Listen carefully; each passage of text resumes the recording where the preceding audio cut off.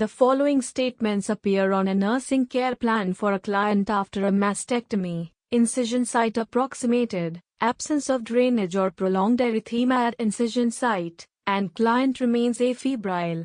These statements are examples of Option A. Nursing interventions. Option B. Short-term goals. Option C. Long-term goals. Option D. Expected outcomes. Right answer is Option D. The planning step of the nursing process includes which of the following activities? Option A. Assessing and diagnosing. Option B. Evaluating goal achievement. Option C. Performing nursing actions and documenting them. Option D. Setting goals and selecting interventions.